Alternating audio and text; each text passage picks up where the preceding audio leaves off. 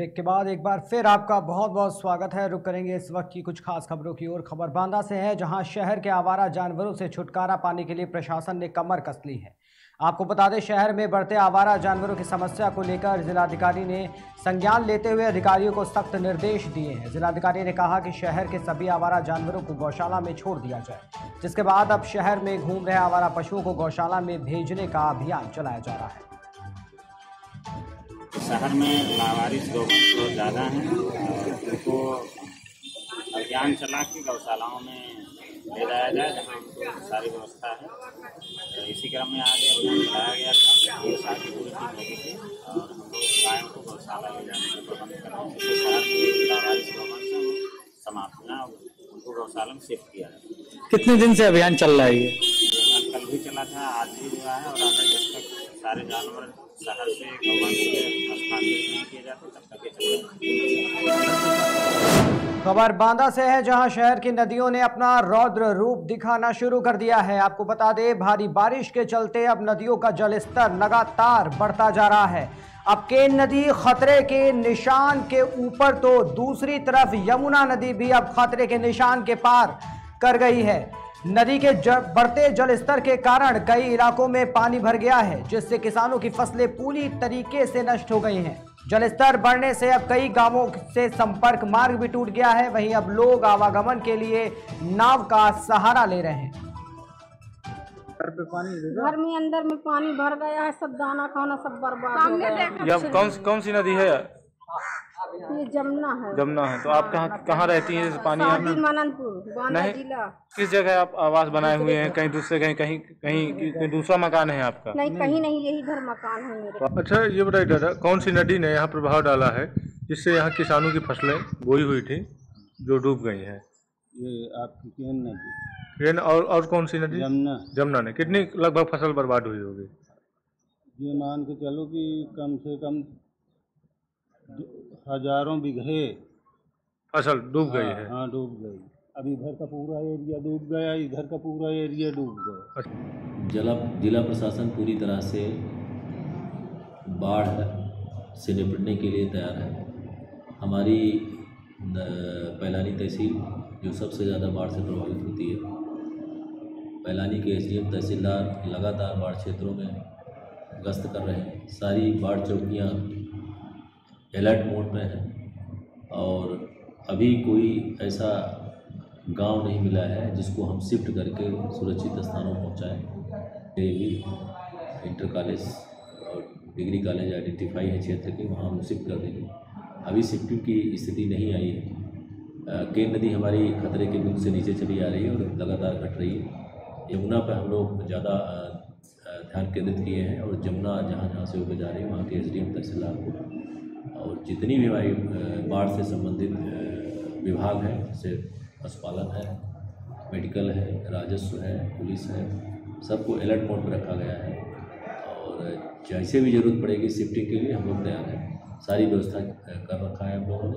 कहीं किसी प्रकार के बाढ़ पीड़ितों को किसी प्रकार कोई दिक्कत नहीं। खबर बांदा से है, जहां बांदा के लोगों पर यमुना नदी कहर बनकर टूटी है। बारिश के कारण यमुना का जलस्तर लगातार बढ़ता जा रहा है। वहीं प्रदेश सरकार के राज्य मंत्री व स्थानीय विधायक रामकेश निषाद ने बाढ़ग्रस्त क्षेत्रों का दौरा किया। वहीं इस दौरान पीड़ित ग्रामीणों ने मंत्री को अपनी समस्याएं सुनाई। प्रशासन तो पहले से ही सतर्क था, क्योंकि नदी के ऊपर मध्य प्रदेश क्षेत्र में बहुत तेज़ी से बाढ़ और ऐसी स्थितियां बिगड़ी कि अपने जो गंगाऊ और बरियारपुर बांध थे उनसे ऊपर से पानी चलने लगा। इधर अपने बगल में यमुना नदी है जो चिल्ला से होकर के गुजरती है। इस यमुना नदी में भी बहुत दूरस्थ क्षेत्र का और कई लाख क्यूसेक पानी आने की संभावनाओं के साथ में जिस तरह से यमुना नदी बढ़ रही है और केन नदी और यमुना नदी के दोआबा में बाढ़ की अनिश्चितता बनी हुई है। प्रशासन पूर्णतया सतर्क है। सभी अधिकारी जनपद बांदा और फतेहपुर, चित्रकूट, कौशाम्बी के अधिकारियों को सतर्क कर दिया गया है। पहले से भी बाढ़ चौकियां तैनात थीं, लेकिन सतर्कता के साथ में इस अभियान को गांव-गांव जाकर के मैं खुद 2 दिन से प्रत्येक बाढ़ पीड़ित क्षेत्रों में जाकर के दौरा कर रहा हूं और स्थितियों को देख रहा हूं। जहां भी ऐसी कोई स्थितियां हैं, अधिकारियों को आवश्यक दिशा निर्देश के साथ में राहत सामग्री। खबर बांदा से है, जहां लूट के इरादे से घुसे बदमाशों ने वृद्ध चौकीदार की हत्या कर दी। आपको बता दें, वृद्ध चौकीदार एक आड़त पर नौकरी करता था।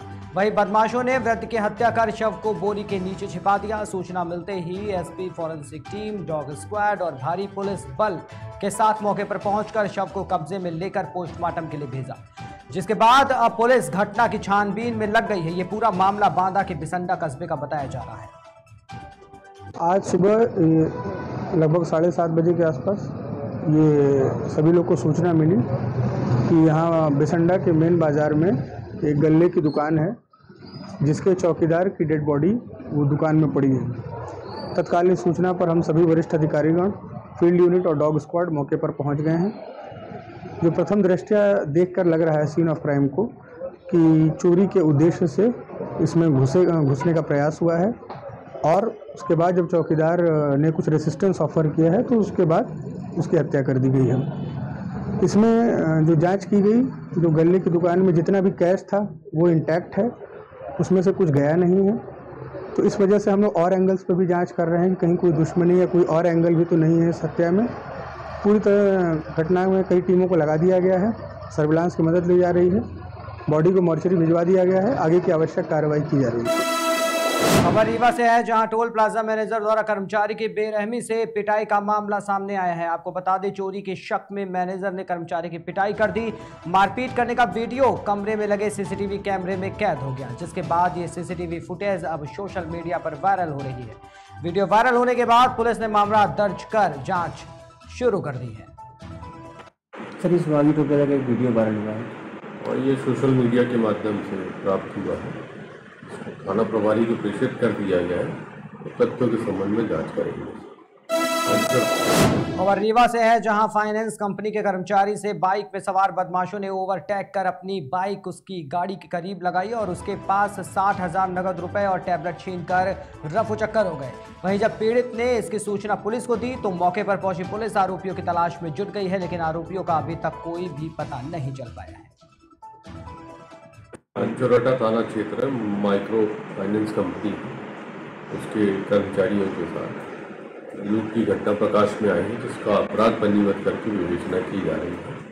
वीडियो फुटेज वगैरह देखे जा रहे हैं, उसके आधार पर। खबर रीवा से है, जहां भिंड के सबसे बड़े हॉस्पिटल संजय गांधी अस्पताल में एक बार फिर डॉक्टरों की लापरवाही देखने को मिली है। आपको बता दें, डॉक्टरों की लापरवाही से जच्चा बच्चा की मौत हो गई। परिजनों ने डॉक्टर पर इलाज में लापरवाही का आरोप लगाते हुए हंगामा किया, जिसके बाद अस्पताल के प्रबंधक ने डॉक्टरों के खिलाफ जांच करने के लिए आदेश दिए, तब जाकर कहीं मामला शांत हुआ। लता कहाँ से लेके आए थे, क्या मामला था पूरा? परसों ब्लड लाए थे, विंध्या से बोले थे, तो वहाँ से लाया तो वो ब्लड चढ़ गया है। फिर कल हमारा 12 बजे ब्लड यहाँ आ गया है, लेकिन डॉक्टरों की वजह से हमारा ब्लड नहीं चढ़ा है। हम जाके पर्ची यहाँ जमा किए हैं, पर्ची वहाँ में लगा दिए हैं। वो बोला, मैडम बोली कि आज नहीं चढ़ेगा, अब कल चढ़ेगा। हमको वहाँ से हड़क दी थी मैडम, एक भगा दी थी। फिर हमारे मामा का लड़का एक साथ में आया, वो भी हाथ जोड़ा तो भी बोला कि नहीं, ऐसा नहीं होगा, जब डिलीवरी हो जाएगी जब इसके बाद चढ़ेगा, कल चढ़ेगा। फिर हम क्या करें सर, आज मौत हो गई डॉक्टरों की लापरवाही से ऐसे। अगली खबर रीवा से है, जहां थाना कोतवाली रीवा पुलिस को बड़ी सफलता हाथ लगी है। आपको बता दें, पान मसाला व्यापारी से लाखों की चोरी करने वाले आरोपी को पुलिस ने गिरफ्तार कर जेल भेज दिया है। वहीं यह कार्रवाई एसपी नवनीत भसीन के निर्देश में की गई।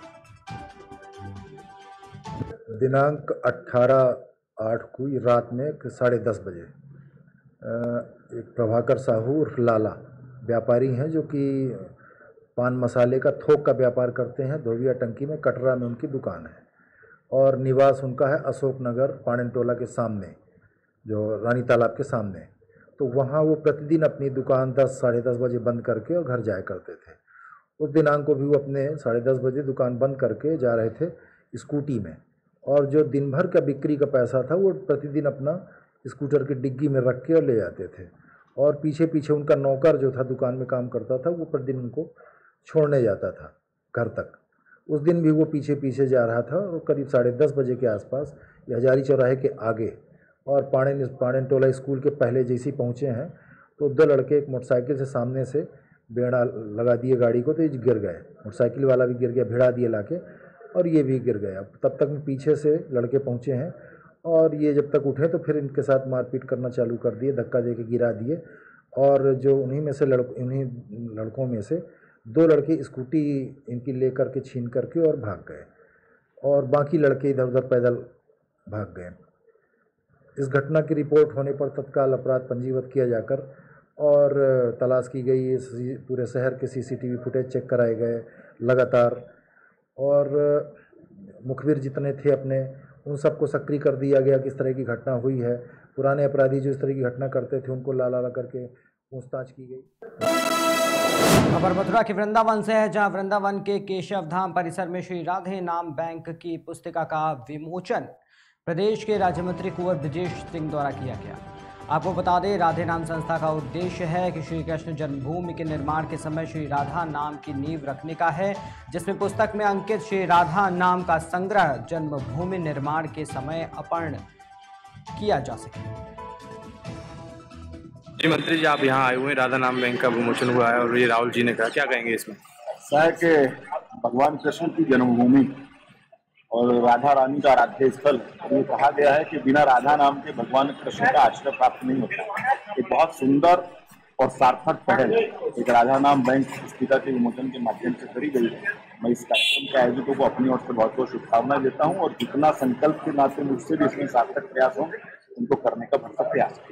राधे रानी तक पहुँचने के लिए, कान्हा तक पहुँचने के लिए श्री राधे रानी को माध्यम बनाया। चाहते हैं कि आदि से अनंत तक राधे राधे की इतनी विभोर करें, इतनी करें कि कृष्ण खुद चले आए। हमने सुना है कि राधा के बिना श्याम आधा, कहते राधे श्याम, जन्म जन्म के पाप मिटा दे एक राधा का नाम। तो ये राधा रानी हमें हमारे कान्हा से मिला दीजिए। ये राधा नाम संस्था, जिसमें हम राधा नाम का संग्रह कर रहे हैं और सभी भक्तों को मौका दे रहे हैं कि वो अपना एक अकाउंट अपने पुण्य कर्म में जोड़े। ऐसा अकाउंट खोले जो अपने पुण्य कर्मों में राधे नाम लिख करके और अपना भक्ति के भाव से राधा नाम संग्रह करे। और एक किताब में हम 16,250 बार उसमें राधा नाम लिख रहे हैं।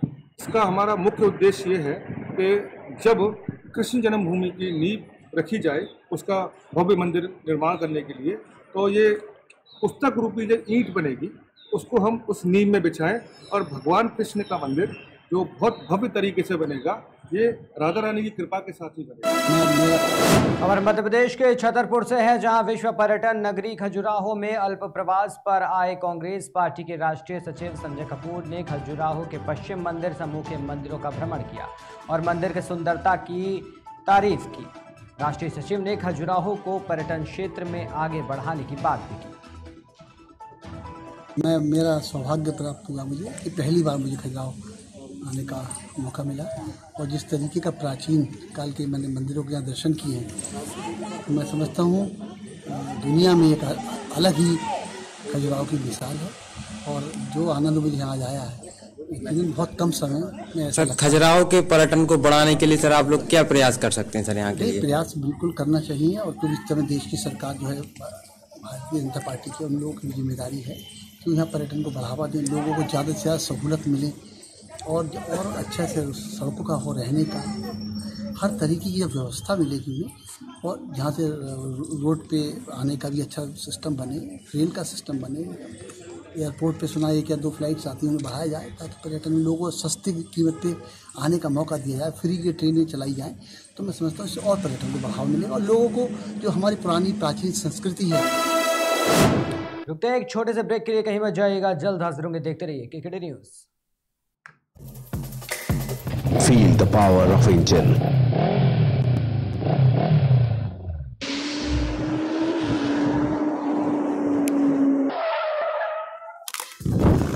Bako lubricant, ready to drive.